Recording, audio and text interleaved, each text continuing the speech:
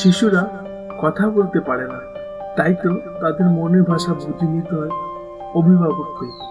কিন্তু কখন খাবে, কখন ঘুমাবে, কখন বা স্নান করবে, কিংবা কখন বা প্রস্রাব পায়খানা করবে, তা সবকিছু খেয়াল রাখতে হয় তার অভিভাবককে।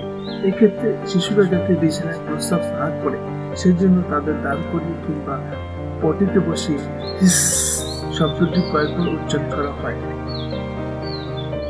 নমস্কার বন্ধুরা, আশা করি সবাই খুব ভালো আছেন। আমার ইউটিউব চ্যানেলটি আপনাদের সবাইকে স্বাগত জানাই।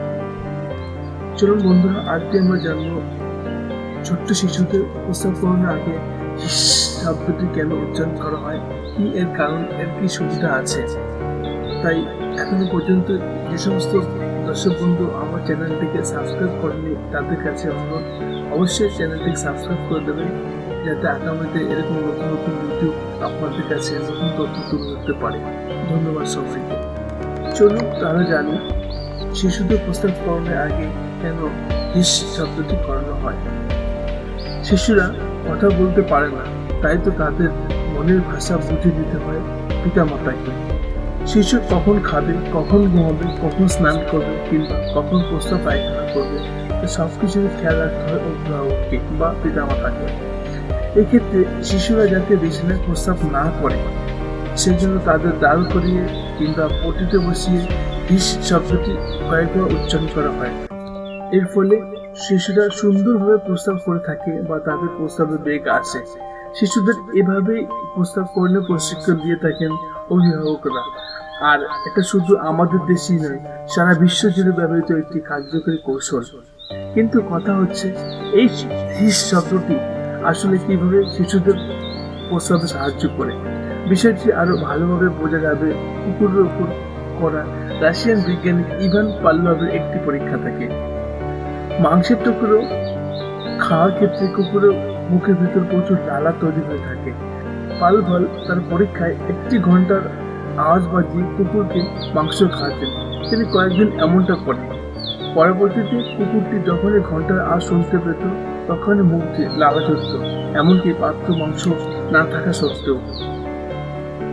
যার অর্থ দাঁড়ায় যে স্নায়ুতন্ত্র অবচেতনভাবে যে সাড়া দিয়ে থাকে সেটি বাহ্যিক কোনো উদ্দীপনার মাধ্যমেও হতে পারে। অভিভাবকরা একই কাজটি করে থাকেন হিস শব্দটি উচ্চারণের দ্বারা শিশুদের প্রস্রাব করানোর ক্ষেত্রে। কিছুক্ষণের মধ্যে শিশুর মস্তিষ্ক এই শব্দ এবং প্রস্রাবে এর যোগসূত্র তৈরি করতে সক্ষম হয়। সুতরাং এই শব্দ বাচ্চাদের স্বায়ত্তশাসনের প্রতিবর্তী ক্রিয়া আরম্ভ করে এবং তাদের প্রস্রাবে সাহায্য করে। তবে শব্দের মাধ্যমে প্রস্রাবের এই বিষয়টি শুধু শিশুদের নয়, কিছু প্রাপ্তবয়স্কদের মানুষের ক্ষেত্রেও বা বহিরাগত উদ্দীপনার দ্বারা আলোড়ন সৃষ্টি করেছে। উদাহরণস্বরূপ, অন্য কাউকে প্রস্রাব করতে দেখলে অথবা জল পড়ার শব্দ এবং জলপ্রপাতের শব্দ কানে আসলে কিছু মানুষের প্রস্রাবের ভাব চলে আসে। ভিয়েতনামে বাবা মায়েরা শিশু ভূমিষ্ঠ হওয়ার পর থেকে প্রস্রাব পায়খানা করাতে হিস অর্থাৎ হুইসেল প্রশিক্ষণ দিতে সাহায্য করে বা আরম্ভ করে। এক গবেষণায় দেখা গেছে এই অভ্যাসের ফলে ভিয়েতনামে শিশুদের 9 মাস বয়সের পর থেকে সাধারণভাবে ডায়াপারের প্রয়োজন পড়ে না। গবেষকদের মতে শিশুদের এই অভ্যাসে অভ্যস্ত করার নানা সুবিধা রয়েছে। এটি কেবল ডায়াপারের পেছনে টাকা ব্যয় করা কমিয়ে দেয় না, পাশাপাশি পিতামাতার জীবনকে সহজ করে তোলে।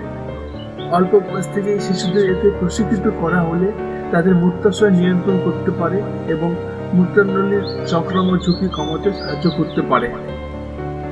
ধন্যবাদ সমস্ত বন্ধুদের। আশা করি আপনাদের প্রত্যেকের ভালো লেগেছে ভিডিওটি। আবার পরবর্তী ভিডিওর জন্য আশা রইলাম। সবাই ভালো থাকবেন, সুস্থ থাকবেন। আমার চ্যানেলটিকে অতি অবশ্যই সাবস্ক্রাইব এবং শেয়ার এবং লাইক অবশ্যই করবেন। ধন্যবাদ।